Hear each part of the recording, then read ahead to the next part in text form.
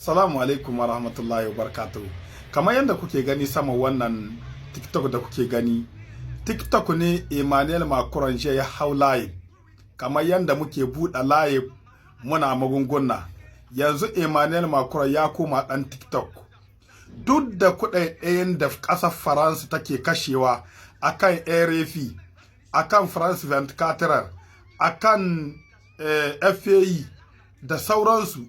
Ƙasar Faransa tana da gidan radinai waɗanda a duniya da gidan tele a duniya wanda suke farfaganda. Ƙasar Faransa na kashe kuɗi fiye da duk wata ƙasa akan farfaganda.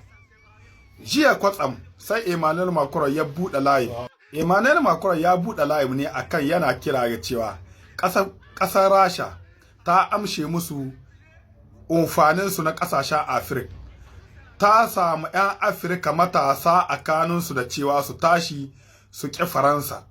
Yace wannan shi yasa ƙasar Rasha ta yi musu katsalanda a cikin ƙasashen Afirka, inda ta rasa wasu manyan ƙasashe a cikin Afirka, inda enteren ƙin ƙasar Faransa, ƙasar Rasha take son ta maye wannan entere, ta ƙwace wannan martaba ta ƙasar Faransa da take cikin ƙasashen Afirka.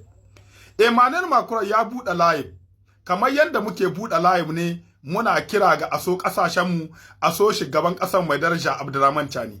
Kwatsam yanzu Emmanuel Macron ya koma TikToker, ya koma ɗan TikTok, kamar yadda muke kira. Ku diba ku gani, duk yanda ƙasar Faransa take finansan kuɗaɗai masu tari yawa, miliyon kan kuɗi na euro akan wannan gidan radiyon da telebijin na ƙasashen Faransa domin farfaganda. Sun ga 'yan Afirka sun yi romfur bisa ga wannan abu, sun ƙi wa'annan tashoshi, kenan sun sa tashoshi ne na farfaganda.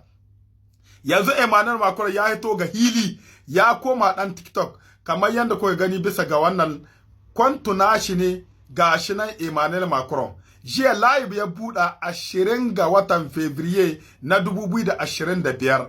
Ya buɗe live yake kira yake cewa ƙasa Rasha ita ce take sa 'yan Afirka suna ƙin ƙasar Faransa. Ƙasar Rasha ita ce take sa 'yan Afirka suna cewa Faransa azzaluma ce, tana ɓata ƙasashen ƙasar Faransa akan idanun 'yan Afirka. To wannan Emmanuel Macron sai in ce kai retarde. Ƙasashenmu na Afirka mun tashi ne, mun tashi da kwana. Jeunesse ta Afirka yanzu, jeunesse ce ta 21e siècle, ba jeunesse ce ta 10e siècle ba, ko in ce ta 11e siècle. Muna 21e siècle, kenan jeunesse ta Afirka ta san aikin ta, ba jeunesse ce irin ta da ba. Ƴan uwa, kun fartaje wannan bidiyo, yana da muhimmanci. Allah ya tsare mu na ƙasashenmu na Afirka. Allah ya tsare mu na ƙasashenmu da shugabannin ƙasar masu albarka. Abdurrahman Chani, shugaban ƙasarmu na Nijar mai albarka.